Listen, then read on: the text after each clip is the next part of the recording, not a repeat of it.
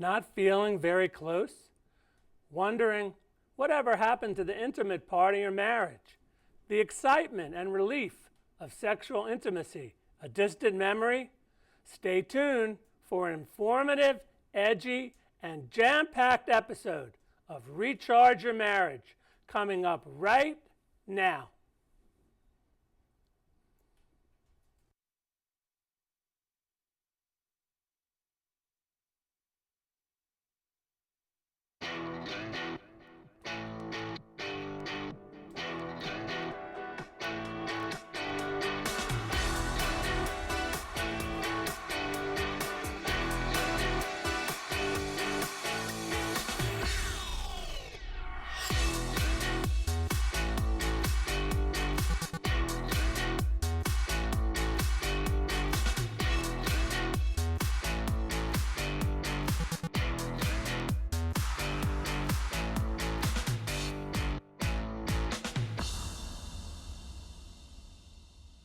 Hi, I'm Zev Halpern, and you're looking for ways to reconnect with your spouse.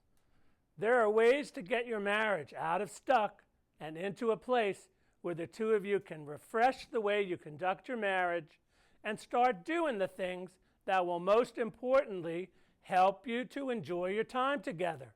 That would be a good thing for sure. We have a great show. We'll be featuring the It Takes Two Players Improvers and continuing with our real-life couple interviews, special guests Teresa and Charles Brown, a highly energized couple and business team. We got some mail, so let me share it with you. Sharon from Bethesda writes, Zev, thanks for putting this out here for those of us that are really committed to our marriages.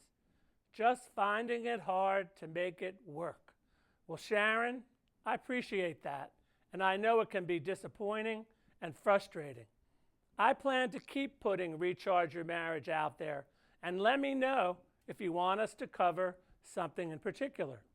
Lewis from Rockville writes, I just want to live together in a marriage again. Feels like I have a roommate who I share bills with. We don't do anything together, and when I try, we just argue. Well, I hear you, Lewis. You want more from your marriage, and you're going to have to find a way to get more. I know you're not alone in this. Many feel what you're experiencing.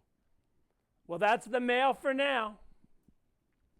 To get you focused and started on improving your marriage, I want you to have a free gift, the one sentence that will improve the way you conduct your marriage. So I hope you log on to rechargeyourmarriagenow.com/the one sentence after the show and get the report free. Well, let's get to the Marriage Matters segment.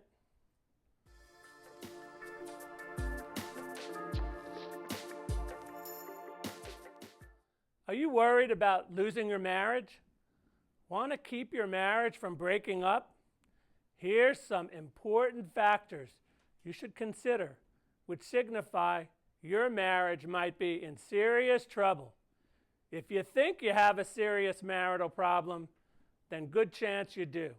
At the very least, it's a wake-up call to pay attention to. Some of us have been with our spouses for so long, we just don't recognize the wake-up call warning messages right in front of us. If you feel things are amiss in your marriage and you experience strange or unwanted behaviors, the following checklist will give you the 15 spousal behaviors that might signify your relationship might be over. Conflict over the same unresolved issue. A diminished sex life. Lack of positive or much of any communication. You no longer share the same vision and direction of your marriage. When you're together, you fight, or there's little to no interaction. The friendly aspect of your marriage is conspicuously absent.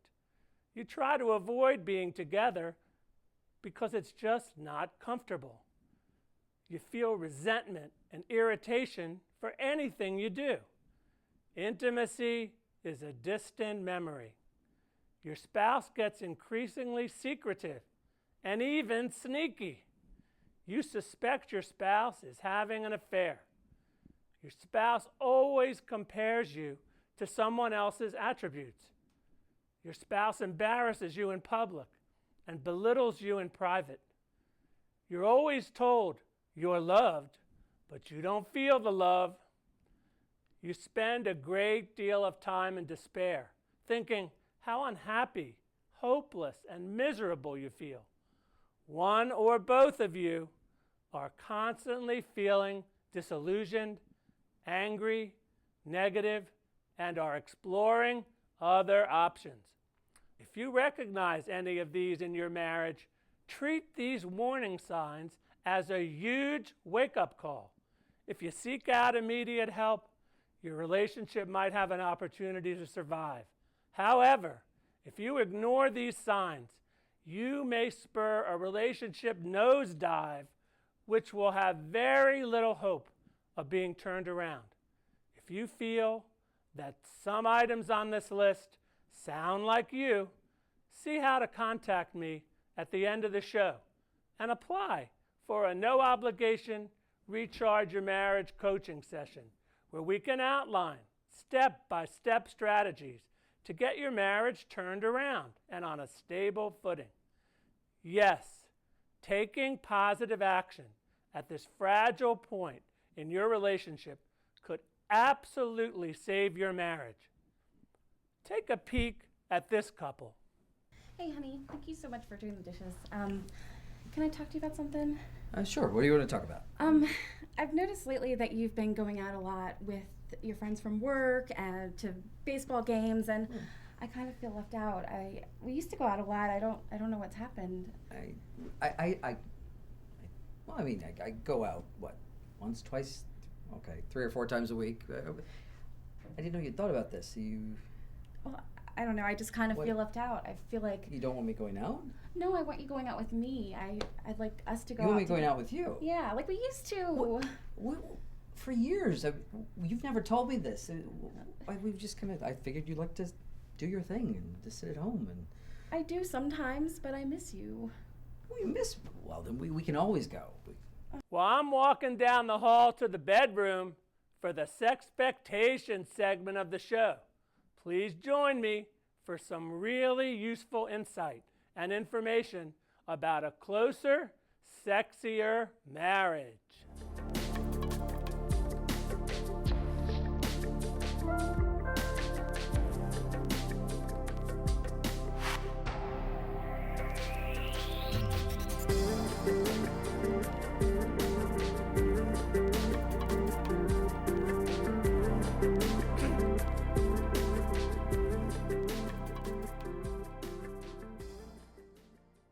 Hi, and welcome back. Are you spending time wanting to communicate your need for a more intimate marriage? Having trouble with the easy conversations, let alone the difficult ones? Communication in marriage has been known to be challenging. Big news, Zev. We all thank you for being so profound. Having the difficult conversation raises the ante and risk for harsh fighting. One of the most difficult conversations married people have is about, you know what? Sex. We all want to have earth-shattering, cataclysmic, great sex. Many times, bringing up sex with your spouse is a recipe for hurt feelings, bruised egos, and arguments. The fact remains, if we want to have fulfilling sex, we have to be able to talk about sex with our spouses. So let's get down to business here. If your spouse has been faking satisfaction, or you have, it might be a good time to talk about how each of you could do the special sensual touch things that would make your marital sex climb to higher heights. We would all understand why you wouldn't want to rock the boat. At least you're having sex, so why ruin it with a bunch of talk and conversation? I couldn't agree more. You don't want to do something that could jeopardize the sex you do get in your marriage. Then you'd have to join the line at the water cooler of married persons who are not getting any. Take a look at this couple. Can I talk? Can I ask you something? Sure. It's about sex. You're ready for that. Listening. Okay, so it's a good thing. I just want you to make a good thing last longer. Oh my God. Not you. I'm sorry. What? You're fine. Okay. I just want to say it. Okay. Just say it. because I know you want me to. So right when you're doing stuff and I'm about to, get there. Sometimes you just kind of stop. And I think you don't know that I'm not done. You're not. You haven't all this. Yeah, You're not done. You weren't. I'm there, but I'm not it's like, wee, I'm on the roller coaster, and then it stops at the top. I think it's at the top. You're not satisfied with. No, it's not that I'm not What do you mean? satisfied. I'm satisfied. There's this. It's good. It's so good, but it's not. It could go longer. And you said I should just Make it you go said I'm longer. stopping too soon. Yeah. All right. I'm glad. Okay. I'm glad you're telling me. Many people have their taboo topics in their marriage, which is a strong disincentive to just leave well enough alone.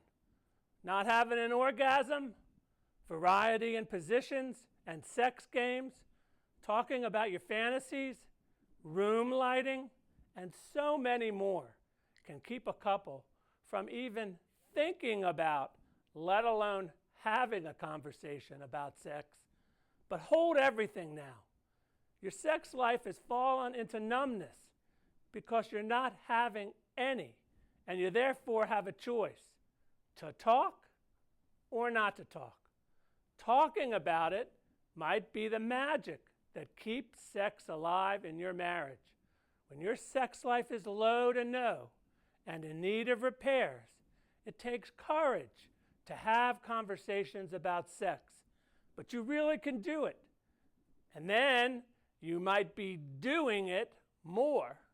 It's time to start thinking about what you say to your love partner. How you let someone know something like, honey, this is what I like, or this makes me feel good, has a great deal to do with the outcome of your very special and courageous attempt. In fact, it wouldn't hurt to explore your sexual playground, where you usually make love, for ambiance, and be aware of your grooming and what you wear to the show. Most importantly, either explore your own body, as you may have already when you're feeling a bit randy, which is a great way to know what feels good. Another way is let your partner help you find those special places that work for you. Yeah, that's the place. Yeah, harder there. Even more crucial is your willingness for exploration and play. This might improve the experience and raise the pleasure bar.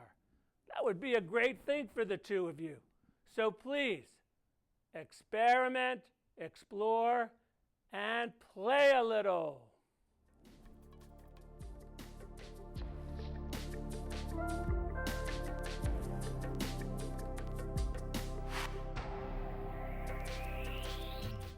In the Marriage Pulse tonight, we welcome Charles and Teresa Brown. Charles is currently the Vice President of Entrepreneurs and Professionals Network, EPNET. He always has a heart to serve families and a deep desire to help our young people. From working as an alcohol and drug counselor for the past 17 years, as well as combat veteran in the Marine Corps Desert Storm 1991, he has always had a genuine heart to serve.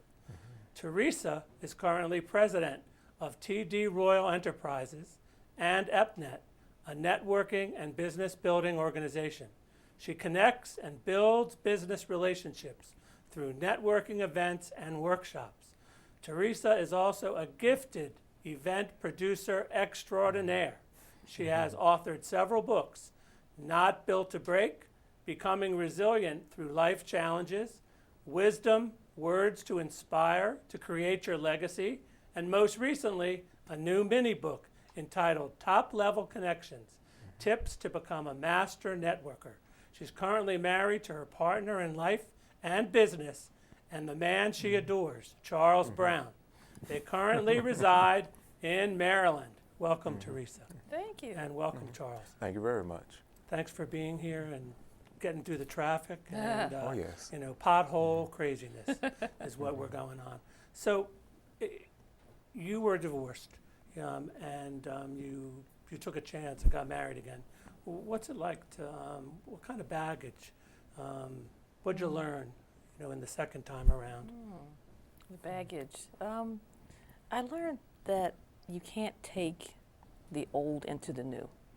Everybody is different, so all the crazy stuff that my ex-husband did, I don't blame him for that. So that's the biggest thing that I learned. It's a really important thing because it's hard. A lot of people come in on the rebound and, they bring the same stuff, same Absolutely. problems, same finish. That's right. So, what's it like working together? You work together on a book. What's it like, Charles, to work with Teresa? To work with my wife is excellent.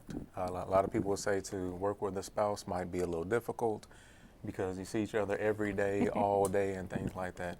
When you don't mind spending that time together, it's actually pretty easy. And it's easy for me because she loves doing the writing of the book, so she'll ask me a few things here and there, but I'm not the one who's really doing a lot of the work. So with her doing that is perfectly fine. With the EPNET part, we do a lot of things together, and I think what makes it easy is that we both have the same heart. You talked about me having a heart to serve. She has the heart to take different businesses and build the relationship. So in essence, we both have the same mindset and the same heart to help others. It sounds like you work together with low stress. Oh yes, And it's not the stereotype, because the stereotype is mom and pa with a lot of stress. So Oh yes. you're a pastor, and you have religion in your marriage. What does that do for you? Beyond going to church, for your marriage. All right. Well, just to be clear, I am a minister in a ministry. Okay. I'm not the pastor, and unfortunately, we lost our pastor a couple of weeks ago. But being a minister in an outreach ministry, it's literally about reaching out and giving unto others. So when you take that from the ministry and bring that home, that's something that also makes the marriage a lot easier also. How about for you? Oh, I'm sorry, go ahead. I don't want to say religion, but we believe Spirituality. that's the word. That is a big part of our marriage, and I think that's what keeps us grounded and able to face any challenge that comes our way. So I think that's really what grounds us. What's your special recipe for a good marriage? Ooh, I can answer that question. You can answer? Okay. You have to have a lot of communication, and you sprinkle a little bit of compassion and caring, and mix it all up, and you just You have to. you just kind of mix it all up together, and that kind of gets a really good recipe for a marriage. Right. When I was talking to Charles, he mentioned giving space. That you guys have a good hold on, being able to give each other the space when it's time to do Yeah. that. And a lot of people yes. don't have that. I mean, that's a marriage killer. Yeah. They just don't It know is. how to do it. So something's working for you guys. Yes. You got the recipe right. What would you say to other couples? May have been unhappy in this other marriage.